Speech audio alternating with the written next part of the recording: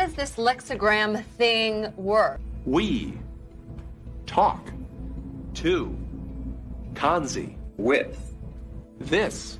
Kanzi, come here. Come here. hamburger.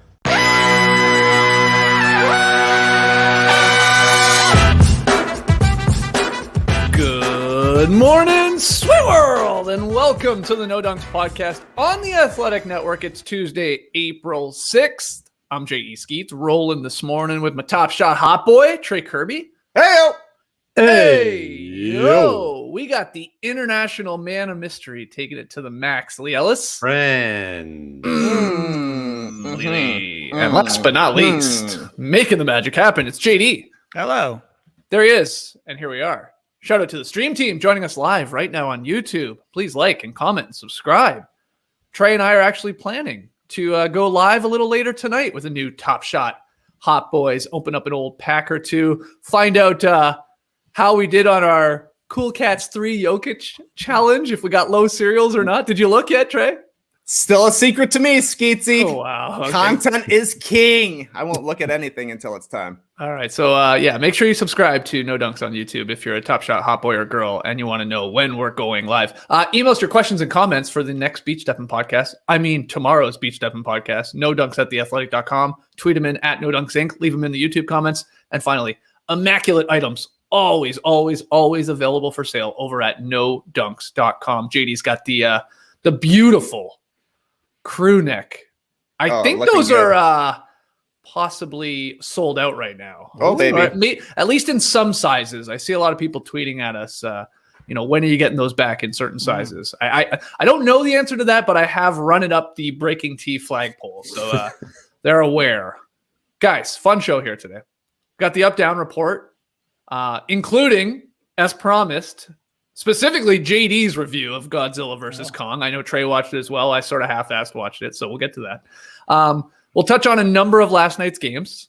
But first, we got another wedgie, baby. Yeah, wedgie 36. Yeah. It was the Kings-Wolves game, and it's a beauty because the Minnesota broadcast team of Dave Benz and Jim Peterson on the call and giving one hell of a no-dunk shout-out. Let's watch the wedgie. He's willing, and we got a wedgie. I don't think I've ever seen a wedgie from that distance. And that's soft a shot. Somebody contact No Dunks. No longer the starters. They are No Dunks, and they are tracking wedgies. Oh, my goodness. I loved everything about it, like pointing out how gentle the wedgie was. Yeah. They were excited, the perfect amount of excitement for a wedgie. I like that it was going to a commercial break. And then, of course, clarifying, they're not the starters anymore. They haven't been for a while, actually, now. They're No Dunks, and they're still tracking the wedgies. Yeah, wedgietracker.com. It's updated. Shout out to Dave Benz and Jim Peterson. Great stuff there. 36, Lily, looking good. The pace is, clicks back up every time we get one of these. Look at this site, too. It's just beautiful to look at. We were in the 60s for so long, but that did feel like we were probably punching above our weight. Yes. I think somewhere more in the sort of plus 50s is where we're going to land. So still on pace here. And, again, different wedgie. Great shout out. That just feels to me like we're going to get another one soon. I don't know. It's just in the air, Yeah, like you respect the wedgie. Exactly. And the wedgie gods bless you with another one. They say, sure, sense. okay, yeah. I mean, getting the double, the no longer the starters, no dunks. Like that's really what we want. That's key. That's one of our biggest obstacles is letting people know that we have changed names and you can find our podcast on The Athletic now. So, not only an incredible wedgie, an incredible plug. That's a back-to-back Jacks kind of night, if you ask me. Yeah, love that. Okay, let's get to the NBA games. I guess a quick shout-out to Baylor on winning the NCAA championship. How was the game, Trey? I did not dip. Yeah, I saw it. It was like they were up big early, right? Yeah, they were up big time early. Gonzaga got it close. At halftime, they got it to about 10 points, I think, was the spread at half. But they just weren't able to pull it off. Come the second half, shout-out to the Baylor Bears. Who's your favorite Baylor Bear? Torian Prince, perhaps? Wow. Quincy Acey, perhaps? I don't know. They don't have a long basketball history, but they got a national championship now. Okay, I got to tell you, I'll just be completely honest with you. I'm showing my ignorance here, but I am Canadian, so maybe it's an excuse. Where the hell is Baylor? Texas. Texas? Wow, I would have never guessed Texas.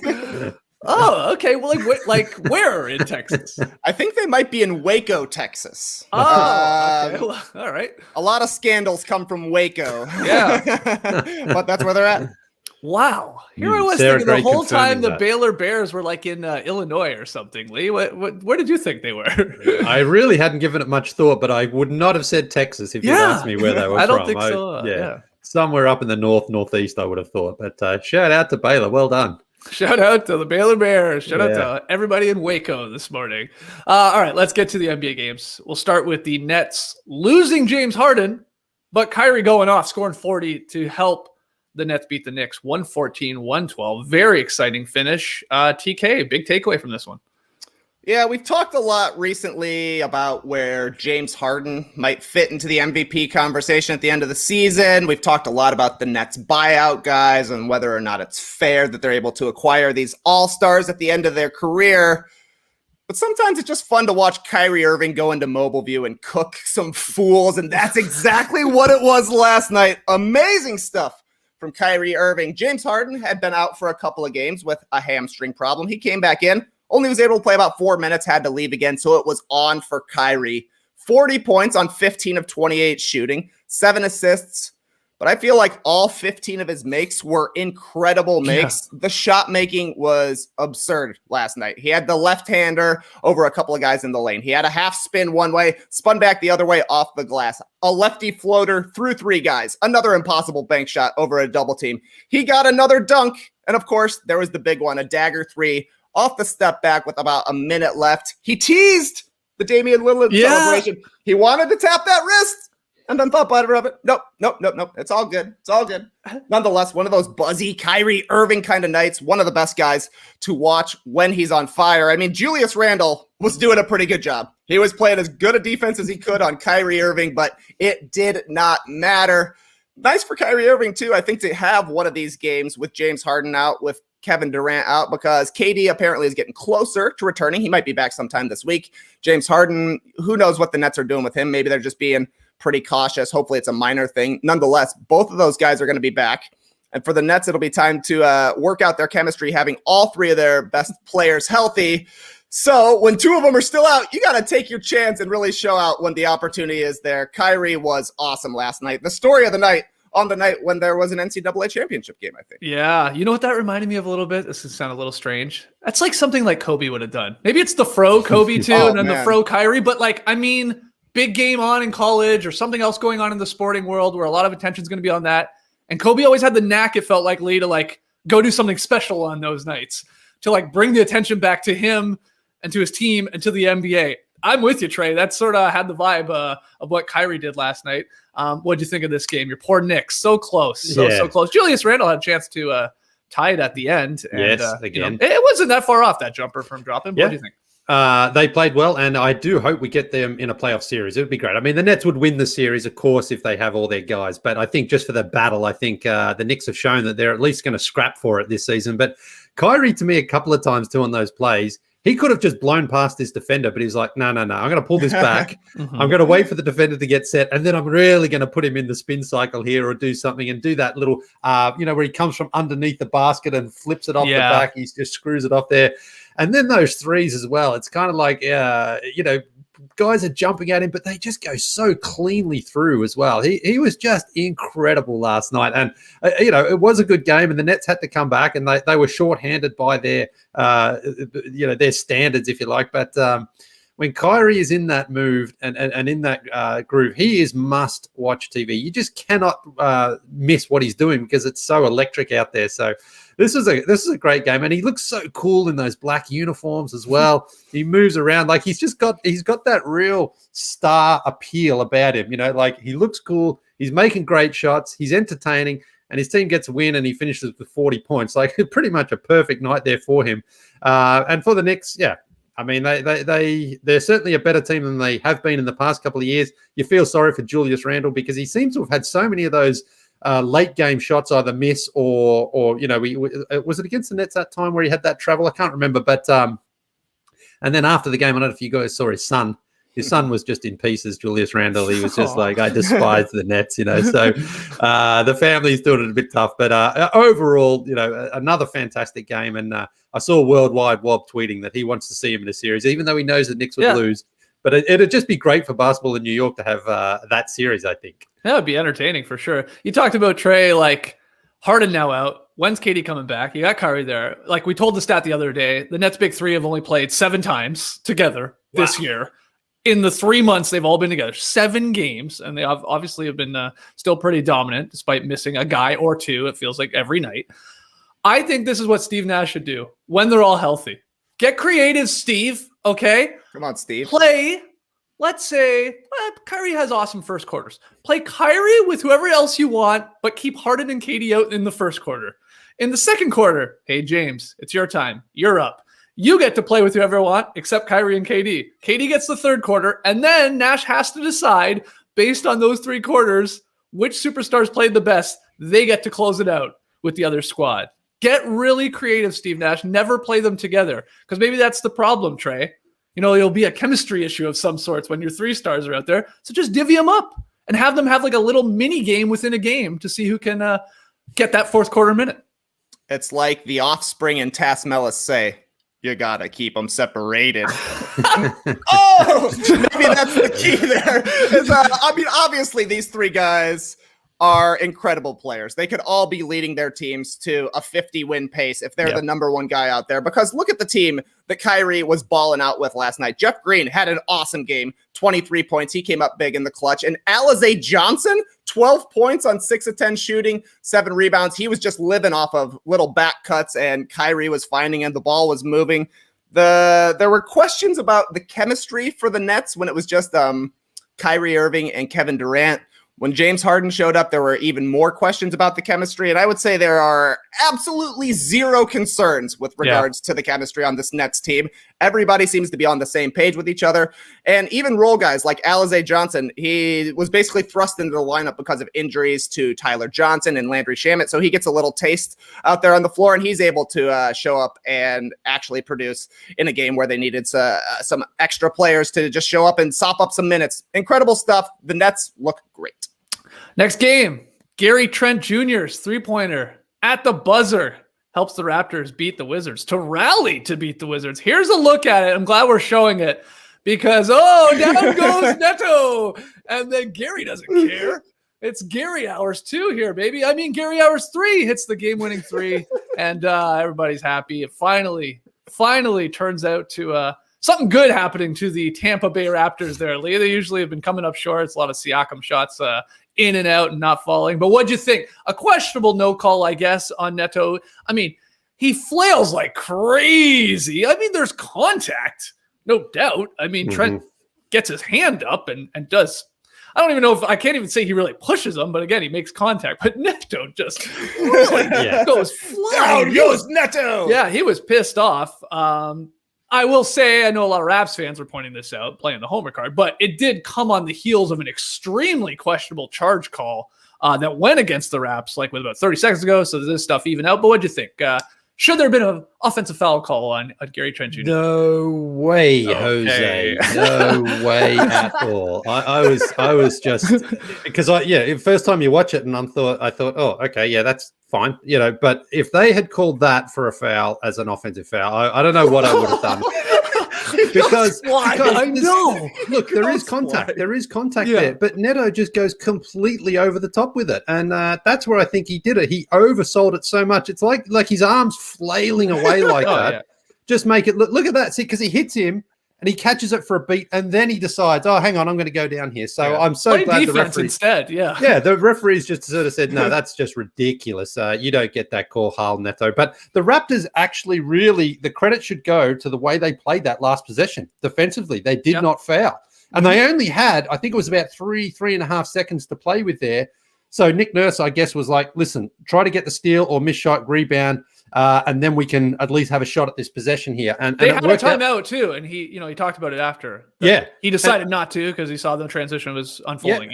And I think that was the right call. It still took a great shot there from Gary Trent to do it, but the way that the Raptors didn't just say, well, let's foul put them to the free throw line, and then we are going to have to hit a three. Maybe got 7 or 8 seconds, whatever. It doesn't really matter. But then the Wizards, maybe they foul, so you only get the 2 shots. But instead, the Raptors just played that well. And then Gary Trent just stepped up and knocked it down. He's been good for the Raptors since coming over, so I was happy to see that.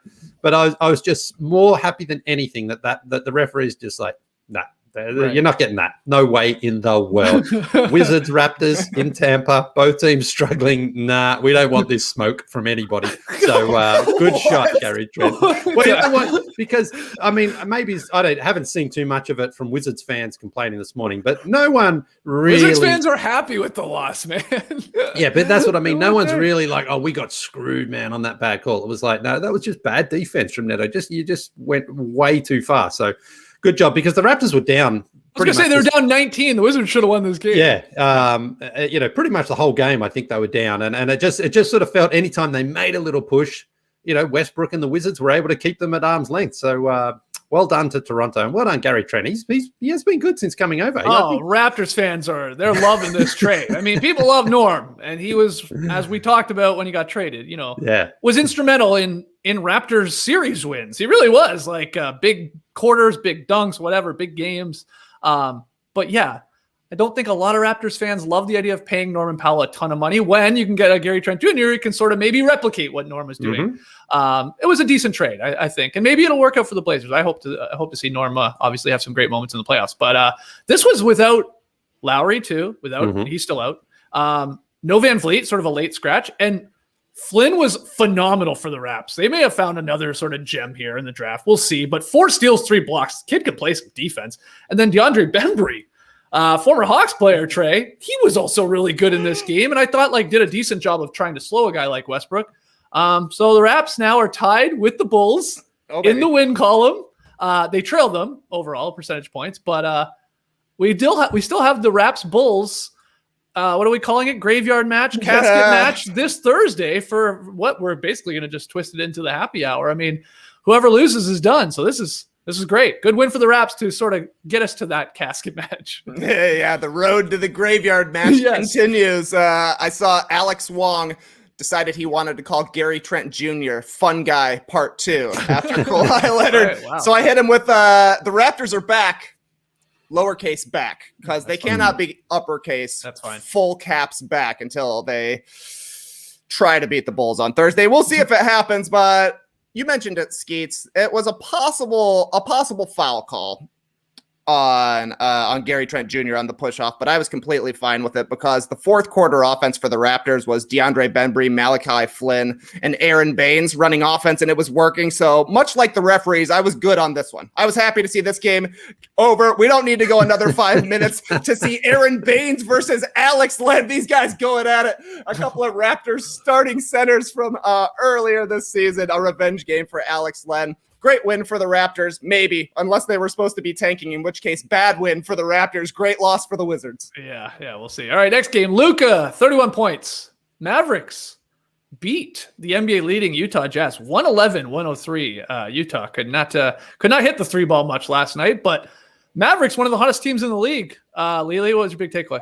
Well, you mentioned it there. I think this one does come down to 3-point shooting. The Jazz lead the league in that category, went 12 for 44. Royce O'Neal, Donovan Mitchell, and Jordan Clarkson combining 2 for 25 from downtown. And on the other end, where they defend the three-pointer better than anyone else, only allowing 11 a game, the Mavericks went 23 for 49. Right. Josh Richardson hit 5, Finney Smith hit 5, Luka hit 6. Still no Porzingis for the Mavs. He's been out last 2 games with a wrist injury, and a bit of a funny one. They say they don't think it's serious, but there's no timetable for when he's returning. So not sure how long he's going to be out. But, I think coming into this one, the Jazz just had one of those nights where all of a sudden their offense just, someone didn't bail them out there. And on the other end, the Mavericks just got red hot. And Luka didn't have a huge line, but he seemed to hit big shots. And because this was, I think, 18 points after 3 quarters, you knew the Jazz were going to make something of a run, but then Luka kind of held them off. So he was great again, big win. And this is their 5th straight now for Dallas. So they keep on just sort of surprising a little bit. I just don't quite know what to make of them. Again, without Porzingis there last night, the Jazz certainly were the favorite, but it was a fairly convincing victory in the end. I mean, this was a big one, really. No one sort of blown out the Jazz, and they had Utah had their fewest points after 3 quarters this season as well. So they just couldn't quite get it going. Made a bit of a run, but Dallas held firm. So when you see Luka doing that, it's just he is capable of just doing so many incredible things, like guys like James Harden have done there in Houston. It almost doesn't matter who those other guys are. While he's out there, he's in control of the game. His team is just so much better. So good win here for the Mavericks, and just one for the Jazz, but they can have a bad game. I think it's okay. This is their first one almost all season where they've had that bad a shooting night.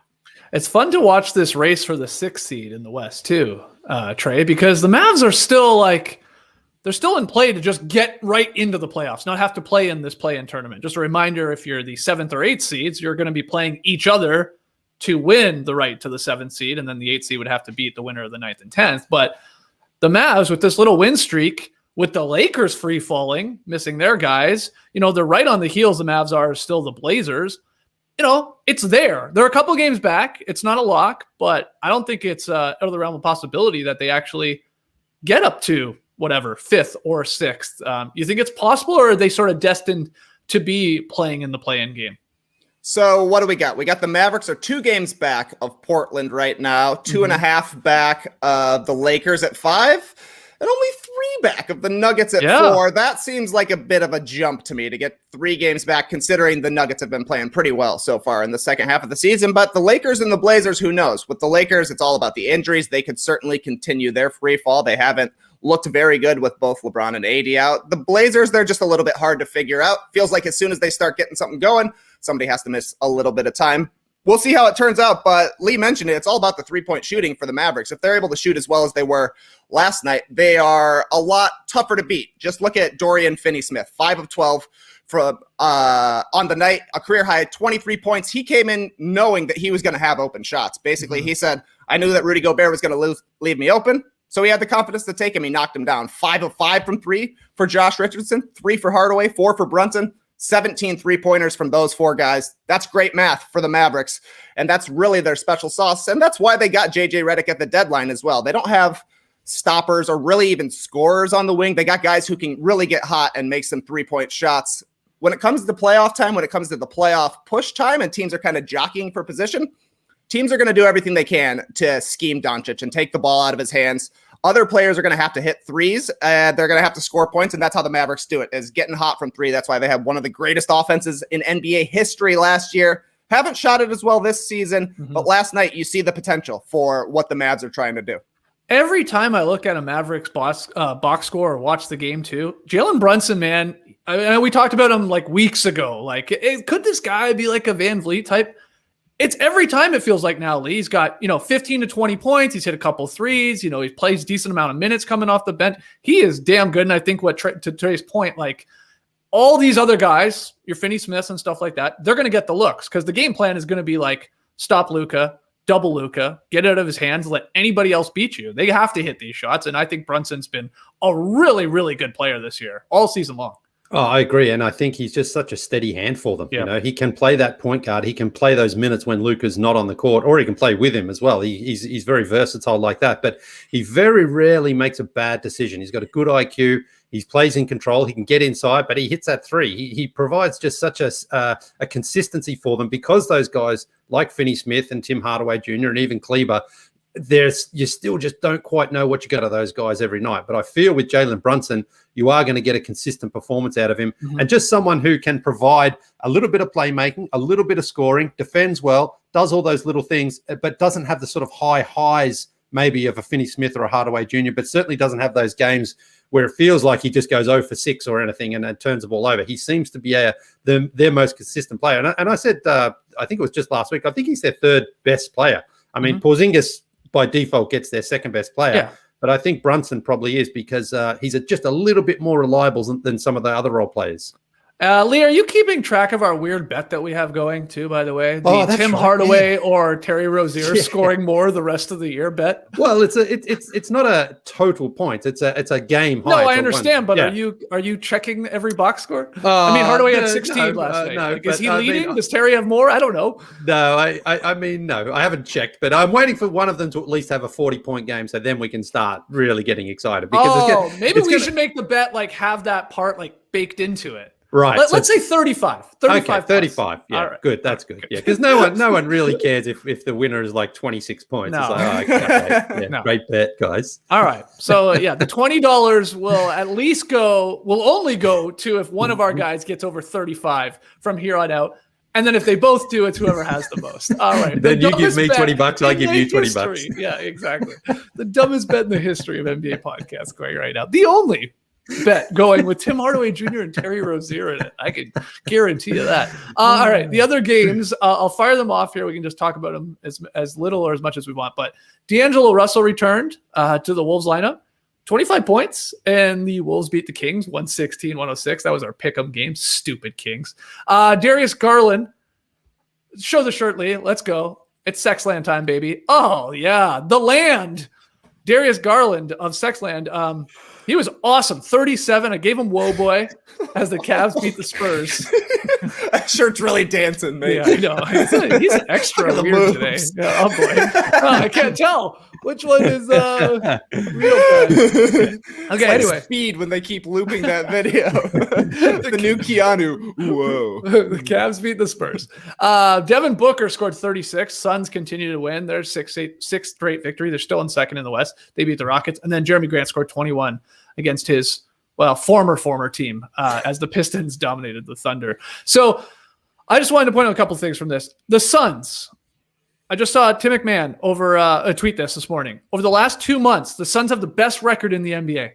23-5. Nets 21-6. Jazz 20-7. Mavs 19-7. And Nuggets 19-9. So the most wins, I guess, going to the Suns.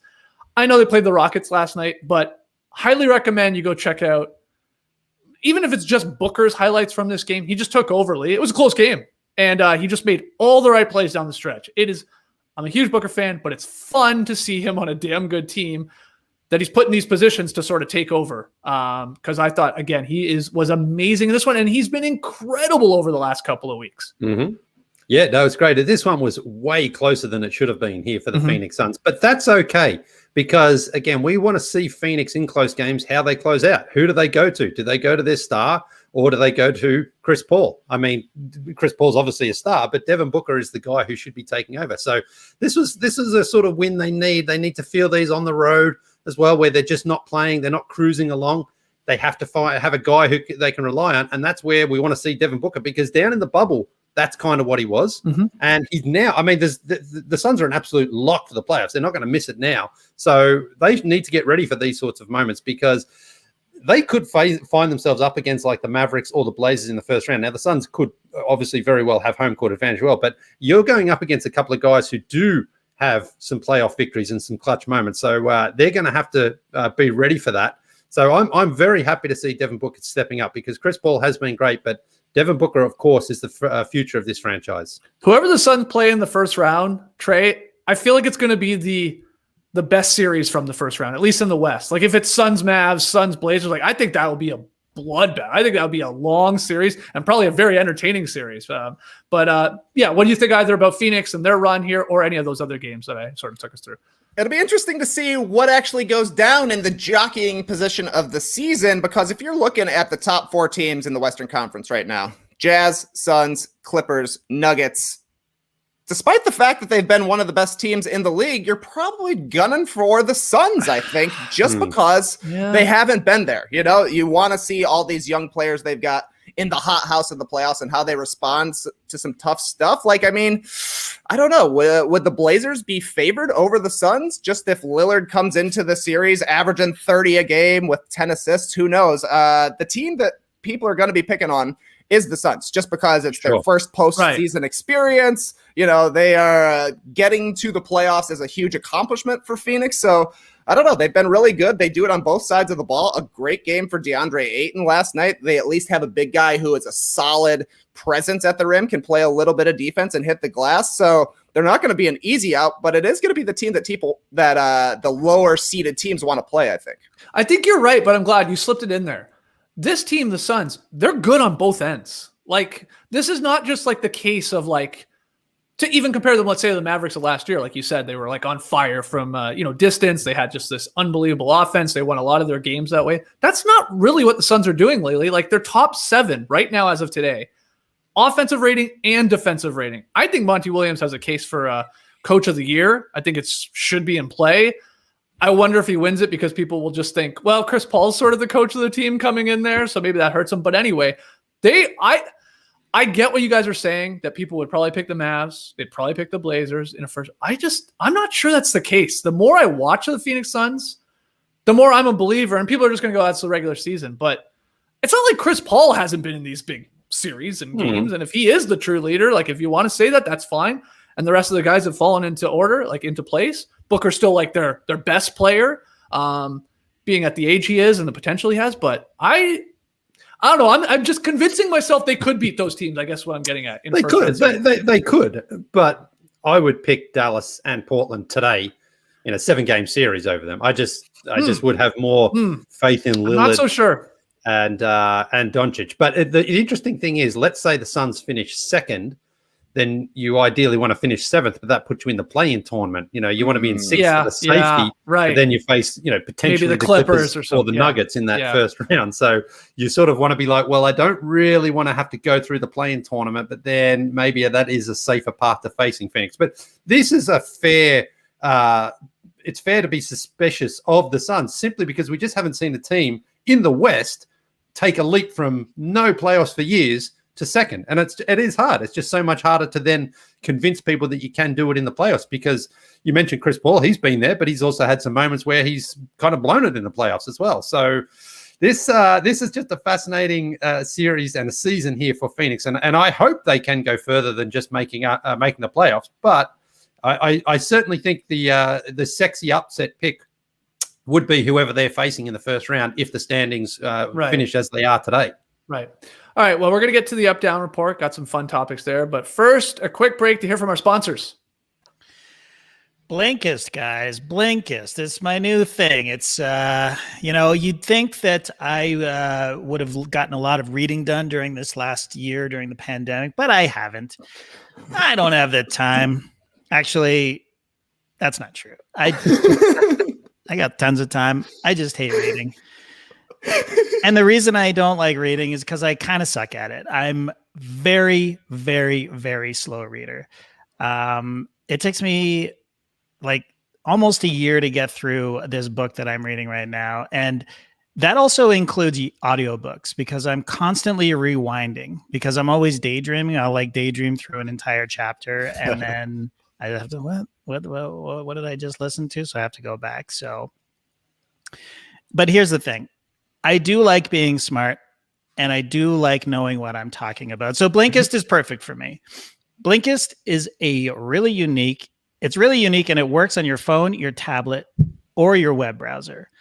Blinkist takes the best key takeaways, the need-to-know information from thousands of nonfiction books and condenses them down to just 15 minutes that you can read or listen to.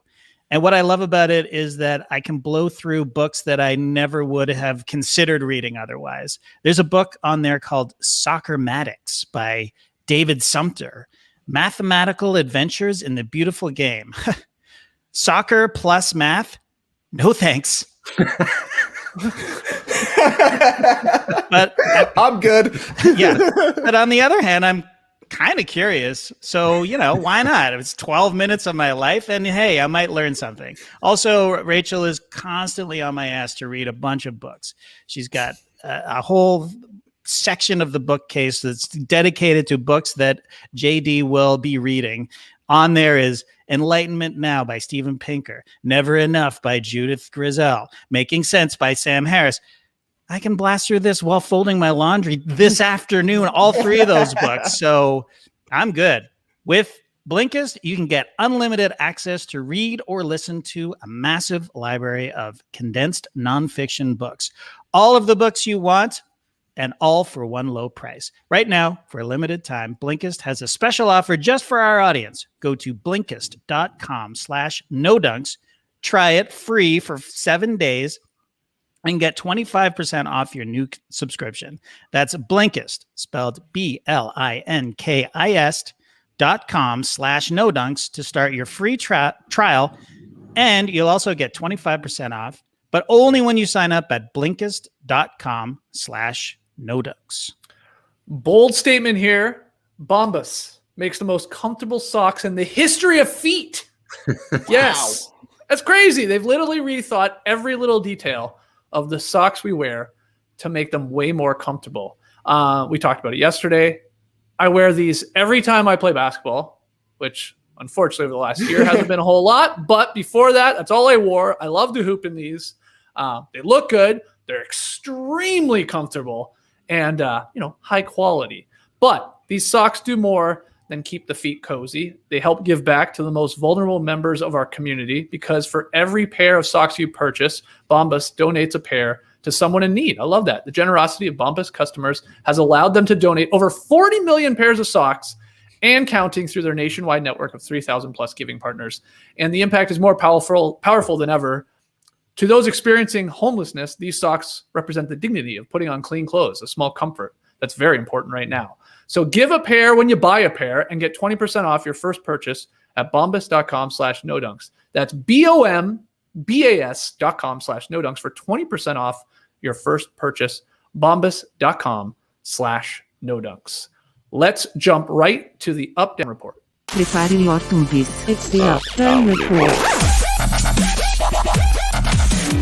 All right, first one. Interesting. ESPN has parted ways with NBA analyst Paul Pierce just days after the Celtics legend went live on Instagram with strippers at a poker party. There were some exotic dancers going on behind him while he was at the table. The Truth didn't seem too bothered by the news on social media. He's posted a couple times. The first one was like a 4-second video of him just laughing on Monday afternoon. So I guess I'll ask it like this. Are you up or down on Pierce being fired for what a lot of people are calling this wild IG sesh? Trey? I'm up on this. I don't think he should have been fired. The main problem with Paul's party, he broadcast it to everybody while working for a major company that's owned by Disney. Yeah. Nothing illegal, just unseemly for a family corporation. To me, a fine and a suspension would have been enough. Remember, J.R. Smith, once upon a time, got a $25,000 fine for tweeting a picture of a butt back in 2012. If Paul Pierce would have just not clicked live, he'd be fine. But let me tell you something. This is going to be the best thing to happen to Paul Pierce's media career. He's a great player. He's not beloved outside of Celtics fans, though, I would say. As a media member, undistinguished, I would say probably the best word. When you hear his takes, it's usually people dunking on him, like when he was mad at the Isaiah Thomas tribute video the night his number was going to be retired, or all the times that he compared himself to LeBron James and said how LeBron was scared of him. But if you're looking on Twitter, if you're getting group chats, if you're getting text messages, you're seeing a lot of, what's he doing wrong? Looks like Paul Pierce is having a great time. This guy just wants to party. You see the Friday memes. How did you get fired on your day off? You see his Twitter video, like you're saying, Skeets, where he's laughing. A lot of speculation. This was on purpose. Who knows about that? At the very least, I feel like he won some fans with this. People are more on his side now. You consider the success of like Matt Barnes and Steven Jackson's podcast. Maybe that's the route Paul Pierce goes now. Somebody's going to take a chance on Party Paul.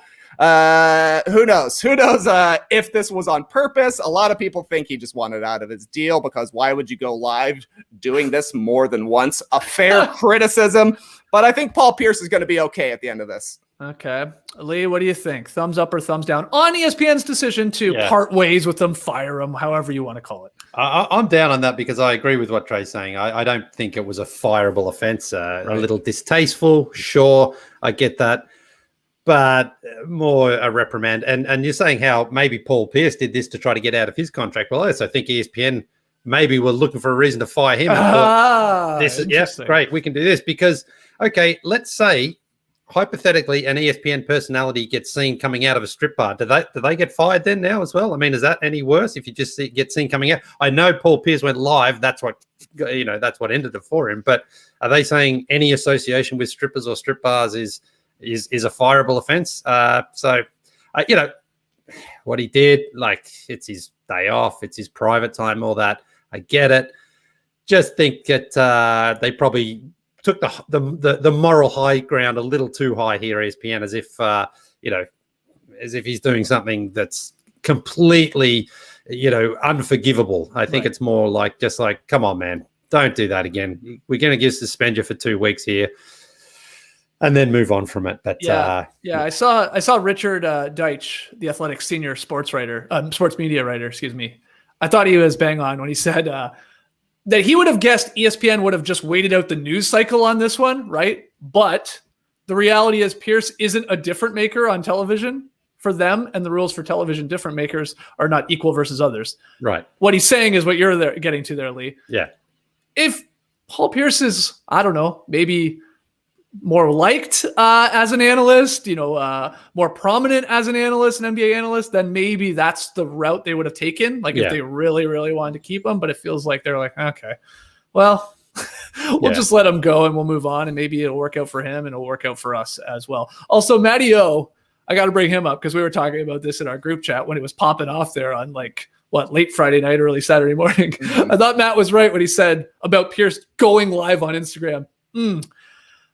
Quoting Matty O, unfortunately in that sweet spot of being drunk enough to think going live with strippers is a good idea, but not so drunk that you can't figure out how to go live. Yep, that is exactly what was happening there. Just anyway, let's hear from you. I saw you guys going thumbs up and thumbs down. Let us know in the YouTube comments a little bit later if you're catching this. All right, next one here. Pelican star Zion Williamson. He's going to drop his first signature sneaker, the Jordan Z code. Or Z code up in Canada. Here's a quick look. Okay, we're taking a look at it right now on the stream team for all you podcast listeners. Very colorful shoe. A lot of colors actually on this. Lee, get us started. Up or down on Zion's first signature sneaker? Well, I'm fine with it. Okay.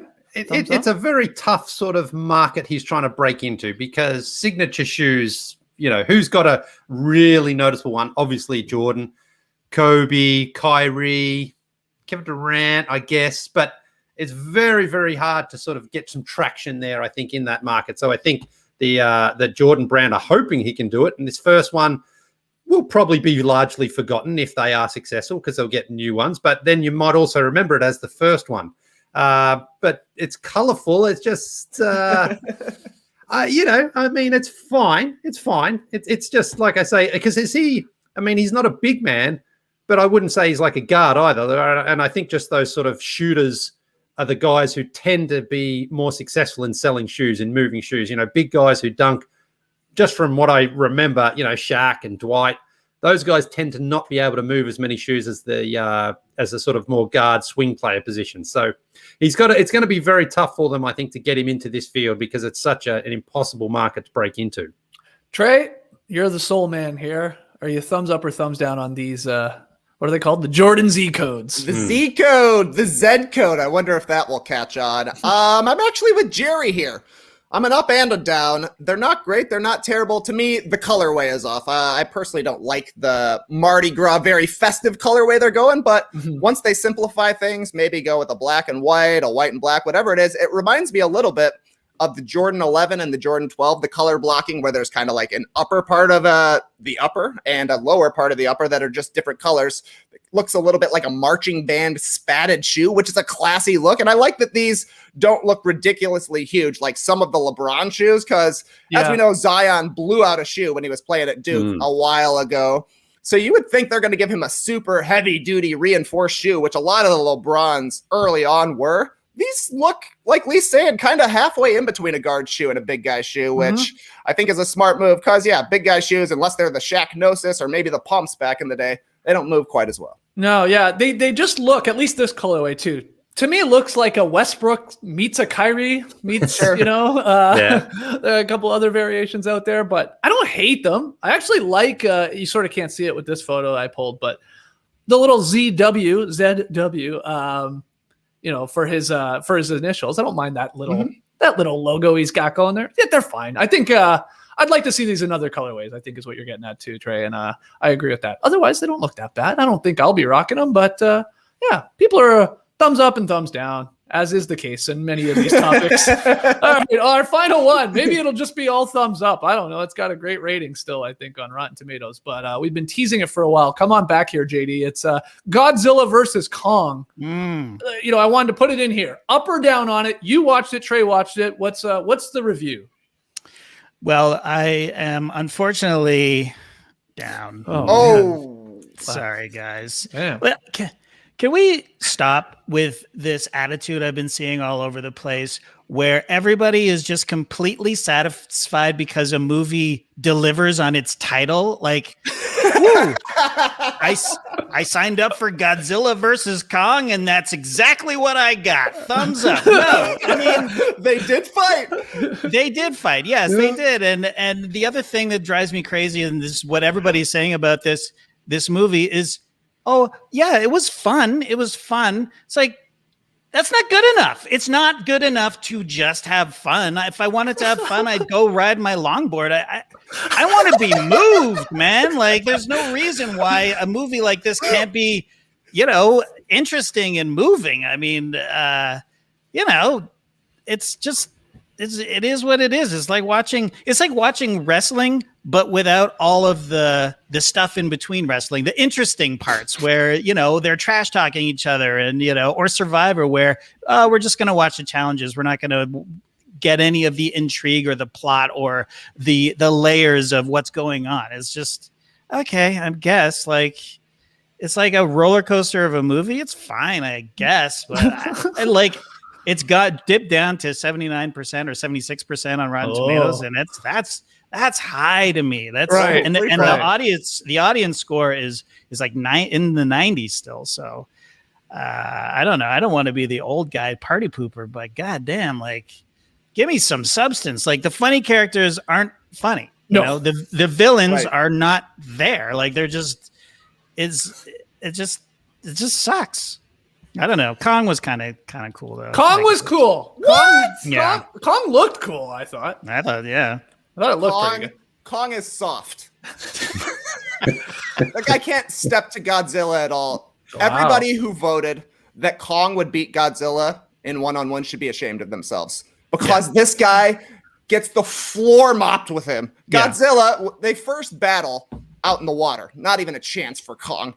Alexander Skarsgård has to save that guy. This movie could have been over within half an hour if Alexander Skarsgård didn't hop down there. I will say I do like the fact that Skarsgård has a different haircut in every single scene. That's pretty crazy. Like, it didn't do any continuity there. I know that we're there. We're there for the advertised beef between Godzilla and Kong. But you got to put some effort into the humans. The next time they battle, okay, it's a little bit closer. They're fighting in Hong Kong. Mm-hmm. But Kong needs a special weapon, and then he needs that weapon to be charged up by Godzilla, and he still can't win. Right. This guy blew a 3-1 lead, and we're supposed to respect him as a Titan out there. I'm not buying it. Stay in Hollow Earth, buddy. You can rule down there. Don't come up here to the surface where Godzilla's running things. Yeah, my favorite part of the entire movie, I don't even care if I'm spoiling it at this point. We're doing you a favor. I just love the idea of taking an 8-year-old to Hollow Earth. Did no one think that was a big deal? Like, we're going to a place we've never gone before, ever. And everyone has all been killed who's attempted to go there. Yeah, but there's not even a discussion about whether we should be taking a 7 or 8 year old girl. Like, at all. She can talk to the ape. You need her, right? You need her, I guess. I know. And Trey is 100% right. And spoiler alert. Kong literally gets beaten to death. He dies. Yes. Was there a foul or something there? I mean, they're not playing basketball. Right. I was surprised when they went to Joe Borgia. I was happy to see he got a cameo, but I was not expecting it. And this trope drives me crazy in every movie, but especially in this one because it was so ridiculous. But yeah. Kong is lying on the ground dead. His heart has stopped. Yes. So they give him CPR or they defibrillate him with this machine, right? With an electric charge. Yep. Can light up Las Vegas for a weekend, whatever the line was, right?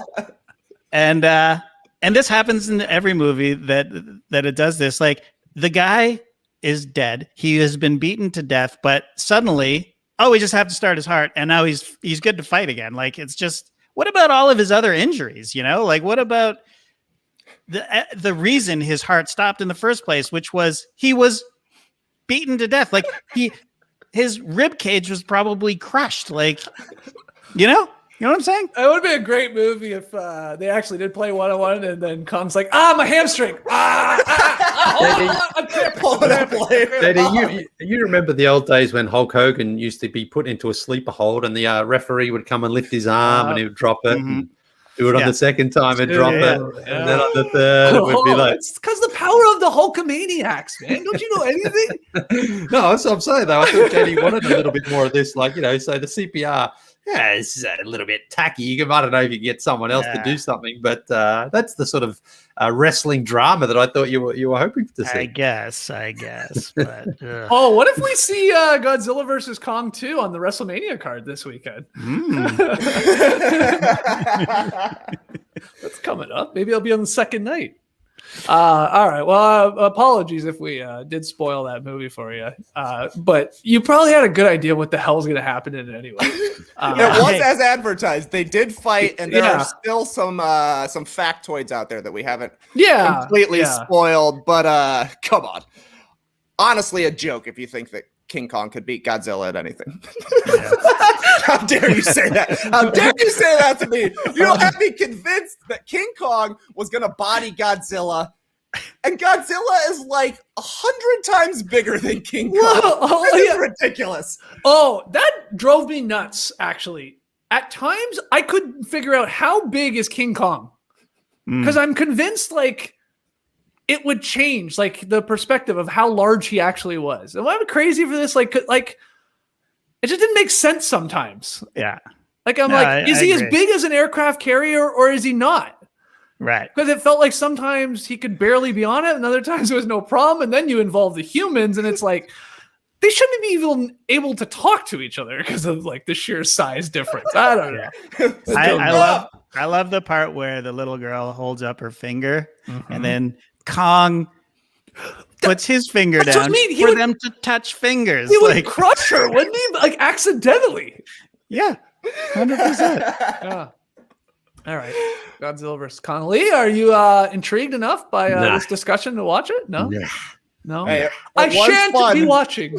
I shan't. I shan't be watching. No. I'm glad you spoiled it. It sounds like it sucked and you spoiled it, so there's no reason for me to indulge. How long does it go for? Like, just out of interest. Is it 2 hours? It's just under 2 hours. Just under 2 hours. Yeah, too long for Lee. Yeah. All right. Well, something that's a little more in your wheelhouse, Lee. New podcast from The Athletic just dropped today called Shattered. Hope, Heartbreak, and the New York Knicks. I had a chance to listen to the first episode. Highly recommend everybody go check this out. It's called Shattered. Again, just search for that wherever you get your podcast from. It's a documentary style podcast series on the past 20 years of the New York Knicks. Lee, go ahead and spoil it for me. Are you in this at all? As a Knicks fan? You weren't in the first episode. I was a little pissed off. Yeah, no, they must not have got my email address right. But I started listening to it. I haven't got through the first one, but it's got some big names in there, some people who are obviously closely connected there to the team and the players, which is great. And just, because the Knicks, love them or hate them, they are just a huge part of the NBA and its history. And that franchise has had some good players over the last 20 or so years, had some good moments, but obviously haven't been able to get really deep into the playoffs. So, Chuck D's narrating it as well, my old man Chuck D League. So that's good, but it is. I mean, it's still, you don't have to be a Knicks fan, I think, to enjoy this. No. I think you will enjoy just the way that the Knicks fans and how they are connected to the city sort of intertwines there, because it's, you love them or hate them, everyone's got an opinion on the Knicks. Yeah, no, and there's they've talked to a ton of people for this series, Trey, like Patrick Ewing's, prominent in the first one, at least, I guess Penny Hardaway, and then there's Nate Robinson and Jamal Crawford and a bunch of former Knicks coaches and executives. And this is just the first episode, basically talking about when the Knicks were good. So it's going to get even more hilarious, I think, as we get into the bad Knicks. But yeah, go check it out. Have you had a chance to listen to the first one yet, Trey? I know it just dropped this morning. So. No, I'm actually planning on skipping the first one and going straight to when the Knicks are trash, because that's the part that I'm very excited about, to hear all of these twists and turns in the history of the New York Knicks as they've completely squandered any goodwill that they had. Because, yeah, you guys are right. It's fun when the Knicks are good. Everybody's got an opinion on them. but everybody's got an opinion on them when they're bad too. Can't wait to hear from the legends about that. I'm kidding. This is going to be a great series. Yeah, go check it out. Shattered is the name of the podcast. Hope, Heartbreak, and the New York Knicks. I saw some of you saying, what the hell did Skeet say? That's what it's called. Shattered. And the new episodes are going to drop every Tuesday. Again, this is a documentary style podcast. So far, so good. Highly, highly recommend it. Okay, JD, time for tweet of the night. Tweet of the night. Wow. Twitter. Well, shout out to Matty O because he sent me the tweet of the night, and I may have come across him myself because I follow this gentleman, and it's sort of a worlds colliding. Is this a bit sort of thing? So the tweet comes from John Cleese, comedy royalty in my mind, of Monty Python fame, of course. And he tweeted yesterday, "A cry for help. My beloved Utah Jazz are playing the Suns on Wednesday in Phoenix. Can anyone help me and my daughter Camilla to go watch the game? I've supported them for 20 years and I've never yet seen them live." Okay, so John Cleese is an NBA fan. A, B, a Utah Jazz fan. Is this a bit? And then he retweeted himself and tagged the Utah Jazz and the Utah Jazz PR. So, okay, not a bit, right? So you wouldn't think so. Yeah. You wouldn't think. And so then he tweeted this, which was a photoshopped his head. He photoshopped his head on a child standing in between Rudy Gobert and Vince Carter, with the caption, at Utah Jazz, I would love to come see you Wednesday in Phoenix with my daughter. Can we make this happen? Okay, this is a bit, right? This has to be now it's back to being a bit. Yeah. Right. And then he tweeted this. Thanks to all who gave me advice about the Jazz, but I made a mistake. I assumed that with limited capacity and the two best teams playing, all the tickets would have been long gone. Not so. So I bought 2 tickets. Sorry. Okay, not a bit, right? So John Cleese, big Utah Jazz fan. I know that he's on tour with his daughter. They do comedy shows, and they are in Phoenix at the moment. Oh. So he just wanted to go see but here's the weird part. Yeah. So he's a Jazz fan and, I guess tangentially a NBA fan, but he doesn't know that. I don't understand why he doesn't know you can't buy tickets to some places. Like I guess maybe he's just not following that closely, and he just sees Utah and Phoenix at the top of the Western Conference standings. He's like, oh, must be sold out weeks ago. Right, exactly. Just weird. It's very strange, but hey, shout out to John Cleese. And then there was one other thing that, again, sort of an epilogue to this. Somebody tweeted at him, you should really be an OKC Thunder fan. Thunder up, hashtag Thunder up. Not in this lifetime, he says. I have an ex-wife from Oklahoma. She didn't tell me till after we got married. Is it a bit or not? I don't know. But that's not a bit because this is a weird thing. He lives in California most of the time. Yeah. So, Los Angeles to Utah in 20 years, he wasn't able to get out there for a game. Okay. But he's also done a comedy stand-up about the divorce laws in California because that may have been the wife he had to pay an absolute fortune to after he wasn't married to for very long. So maybe that's what he's going about. But he's been actually talking with the Jazz a few times this season. So not a bit, just a weird bit, just a very, very weird bit. I'm guessing people on Twitter were lighting him up saying, just buy tickets. You're John Cleese. Of course, you're John Cleese. And that's when he was like, Jazz tickets. I was like, okay, I probably should just buy them rather than just asking for them. Look who's talking. Well, I respect the hustle. He's a great comedian, John Cleese, but some weird stuff going on, unless someone else is just in charge of his Twitter account, but I don't think that's the case. Well, here's what we need to do. Everybody today, tweet at John Cleese and tell him to come on the No Dunks podcast. Yeah. Oh, yeah. Let's get him on. Let's talk some Jazz. Let's talk some hoops. Yeah. Let's talk about the ticket buying process. Yeah. All right. That's everyone's homework. The Cleeses got tickets to the game? How did the Cleeses get tickets to the game? Oh man, okay, great stuff. Shout out to Matty O coming through, getting referenced left and right here on today's show. Love it. Okay, pick 'em results. It was the Kings Wolves game, and Sacramento was favored by 3.5, but they I always forget, play down to their competition better than anybody. And Minnesota got the victory as D'Angelo Russell returned, and Cat had a big game, and happy for the Wolves fans.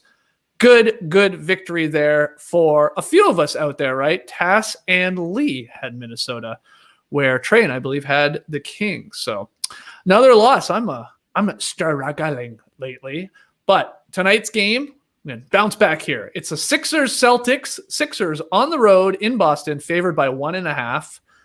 Lee, go ahead. Get us started. What do you like? Well, I guess Joel Embiid missed their last game after coming back for his first game, but I'm guessing that was more just a sort of recovery thing. So he's not on the injury report, so I'm guessing Joel Embiid is playing, and I'm hoping that he can sort of feast on those Celtics inside. I think there's no one to really stop him, especially now that Tice is not there. So I will take Philadelphia to win by 2 points. Okay. Or more. Trey? Yeah, I'm exactly with Lee on this one. I'm assuming Embiid's going to play, and he's had some pretty good games against the Celtics this season. He had 42-10 earlier and an easy win. And let me check this other game as well, 38-11 in another win for the Sixers. Ooh. So give me Joel Embiid, and the Sixers hope he actually plays. All right, I'll swerve here. I'll take the Celtics. They've been playing better. Though they haven't played a team like the Sixers maybe recently, but I think they're going to go and try and get this win for Paul Pierce tonight after he departed with ESPN. So give me the Celtics to cover. Let's find out who Tass has. This might be wishful thinking, but I'm taking the Boston Celtics because I want them to join the Eastern Conference elite, or at least get a little bit closer. They can handle Joel Embiid. Okay. Okay. I got you twice. I didn't know what was going on. JD had me confused. We were on the side there for a second. It doesn't matter. Tass and I have. I forgot to upload it, so I had to share it from my desktop. Oh, I see. My bad. That's all right. Tass and I are taking Boston to at least lose this game by 1 point or outright victory. And Trey and Lee have the Sixers to win by 2 or more. Good luck to everybody. That's it for today. Again, everybody tweet John Cleese. Let's get him on No Dunks. Email us your NBA questions for tomorrow's Beach Steppin' podcast, nodunks@theathletic.com, or you can tweet him in at No Dunks Inc. That's INC. Like, comment, please subscribe to No Dunks on YouTube. Grab your No Dunks merch at nodunks.com. And, go subscribe to The Athletic still. It's theathletic.com/No Dunks.